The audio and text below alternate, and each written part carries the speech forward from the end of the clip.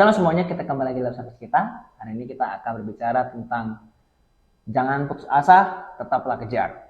Kita langsung buka saja ya di 1 Samuel 18 ayatnya yang ke-22 sampai seterusnya, di mana saya berhenti. Di situ saya akan jelaskan ya. Lagi Saul memerintahkan kepada para pegawainya, katakanlah kepada Daud dengan diam-diam, demikian, sesungguhnya raja suka kepadamu dan para pegawainya mengasihi engkau. Maka sebab itu jadilah engkau menantu raja. Ayat yang ke-23, lalu para pegawai Saul menyampaikan perkataan itu kepada Daud, tetapi Daud menjawab, perkara ringankah pada pemandanganmu menjadi menantu raja? Bukankah aku seorang yang miskin dan rendah? Para pegawai Saul memberitahukan kepada raja, katanya, demikianlah juga jawab diberi Daud. Kemudian berkatalah Saul, beginilah kamu katakan kepada Daud, raja tidak menghendaki mas kawin selain dari 100 kulit katan orang Filistin sebagai pembalasan kepada musuh raja. Saul bermaksud untuk menjatuhkan Daud dengan perantaraan orang Filistin.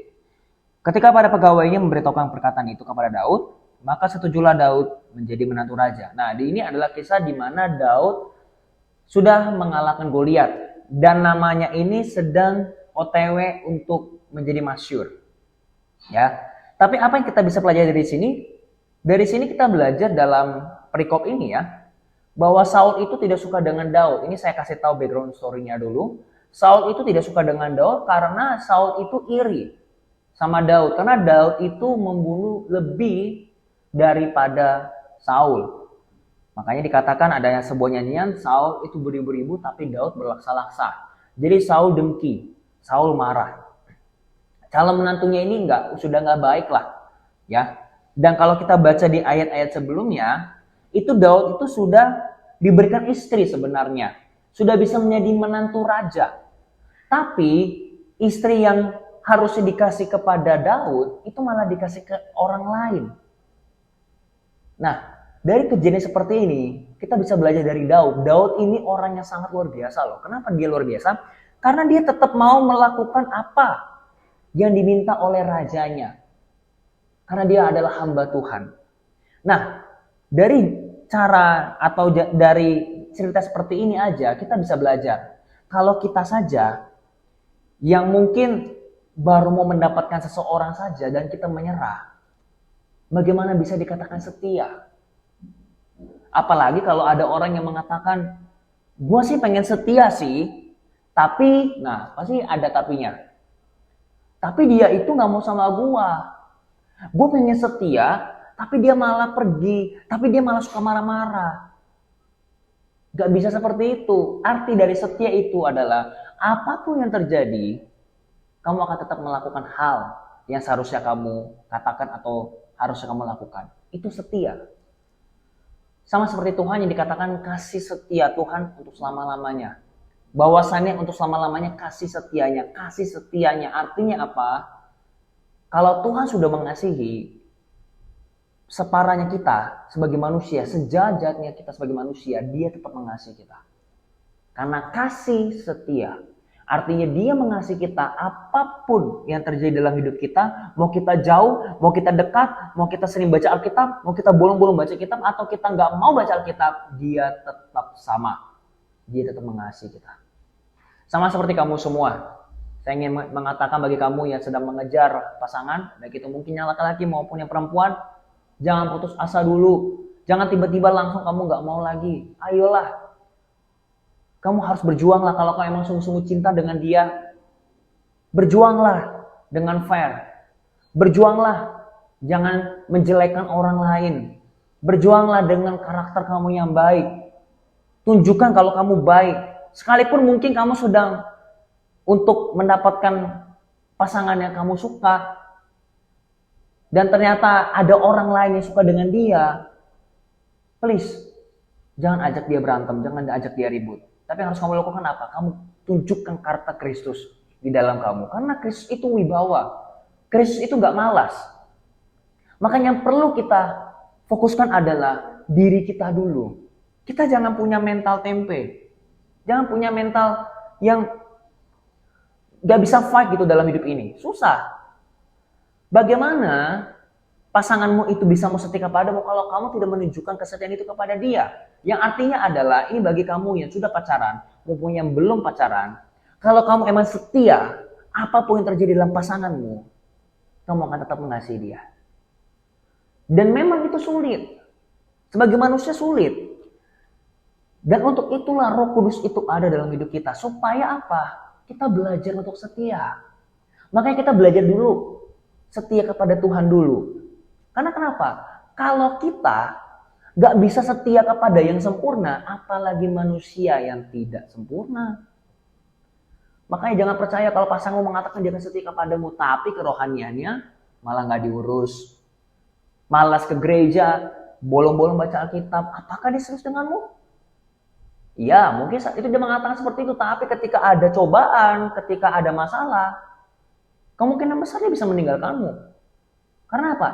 Yang sempurna saja dia nggak setia. Apalagi kita atau pasanganmu yang nggak sempurna. Bagaimana dia bisa cinta kepadamu dengan sempurna kalau yang sempurna saja dia nggak cinta? Makanya kita perlu belajar dari Daud. Daud ini udah parah loh. Saul ini udah keterlaluan loh. Dia pengen membunuh Daud loh. Tapi ini dia, karena Daud itu punya integritas yang luar biasa. Daud berfokus. Dia menjaga nama baik Tuhan dan nama baiknya. Maka sampai dia merendahkan dirinya. Dia mengatakan apa? Perkara ringankah pada pemandangan menjadi menantu raja? Dia bukan orang gampangan. Daud bukan orang gampangan. Ih gila, gue dapat menantu raja nih. Sama seperti kita. Sekali misal ada cewek suka sama kita atau kita dapat cewek, wah cantik, hanya sekedar cantik. Tapi dia nggak memikirkan karakter ceweknya bagaimana, karakter cowoknya bagaimana. Dia nggak pikirkan itu. Dia hanya memikirkan cantik dan gantengnya. Tapi dia nggak berpikir apakah cowok ini atau cewek ini bertanggung jawab nggak dalam hidupnya. Kita perlu tahu itu. Kita perlu tahu, makanya kita jangan menyerah dulu. Kita harus tahu seluk-beluknya dulu. Apalagi kalau zaman sekarang banyak banget kan cowok sama cewek bilangnya, atau nggak cowok deh.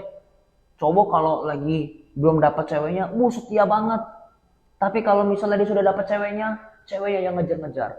Saya rasa kalau kita sebagai anak Tuhan nggak seperti itu sih. Kalau kita sebagai anak Tuhan, cowok dan cewek harus saling mengasihi. Dia harus bisa saling membantu. Harus berfokus. Jadi makanya kita perlu belajar dari Daud seperti ini. Nah, tipsnya bagaimana supaya kita bisa setia? Yang pertama adalah kita perlu gembala rohani. Karena dari situ, ketika kamu misalnya belum mendapatkan pasangan atau kamu sudah mengincar, kamu bisa ngomong, bisa sharing kepada mentormu, mentor rohanimu. Bisa fokus, nanya, "Kak, saya suka sama dia, bagaimana ya, Kak?" Di situ kalian bisa sharing. Jadi sebelum kalian bersatu atau kalian berpacaran, ada baiknya kalian punya mentor dulu. Nah, kedua apa? Kedua adalah kamu tunjukkan integritas kamu. Tunjukkan kalau kamu ini adalah laki-laki yang layak untuk dia. Tunjukkan kalau kamu adalah perempuan yang layak untuk pasanganmu itu. Kalau kamu suka dengan dia, tunjukkan. Berdana dengan baik. Jangan hanya berdana juga, tapi kelakuannya anggun. Dari tata cara makannya. Kalau cewek yang makannya misalnya di depan orang, terus sambil makan nasi dari sini, sekalipun kamu cantik, cowok juga kayaknya nggak mau sama kamu. Sama juga yang cowok pakaiannya asal-asalan tapi pengen dapat cewek cantik.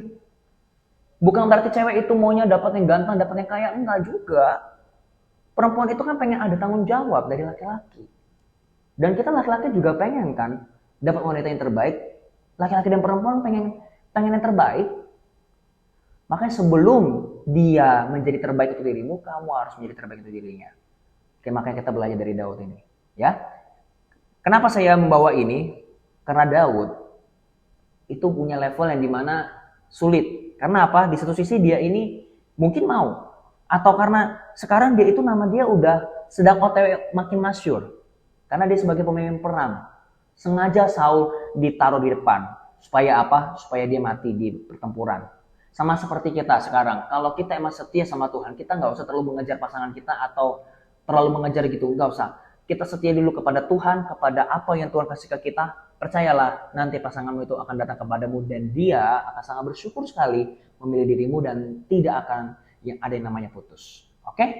Mari semua kita berdoa. Tuhan, terima kasih buat hari ini. Tuhan, tolong bagi mereka mungkin yang sedang berjuang untuk pasangannya atau mereka sedang berjuang untuk mendapatkan gebetannya. Tuhan, tolong mereka. Kalau itu memang rancanganmu, kalau mereka memang cocok, Tuhan, tolong dalam nama Yesus Engkau bukakan ya Bapak pintu dari pasangan mereka masing-masing dan pintu dari gebetan mereka masing-masing, Tuhan Yesus. Supaya mereka bisa saling membantu, mereka saling berfokus kepada apa yang mau Tuhan lakukan. Dan Tuhan juga tolong bagi mereka yang mungkin sekarang ini merasa sendirian-sendirian atau dia sempat diputusin oleh pasangannya. Tuhan, tolong hibur mereka karena mereka adalah anak-Mu, dan bila mereka berfokus lagi kepada studi mereka, kepada pekerjaan mereka, berkarya untuk Tuhan Yesus. Tuhan, tolong mereka semua. Dalam nama Tuhan Yesus Kristus, kami sudah berdoa dan mengucap syukur. Haleluya. Amin. Thank you semuanya, and God bless you.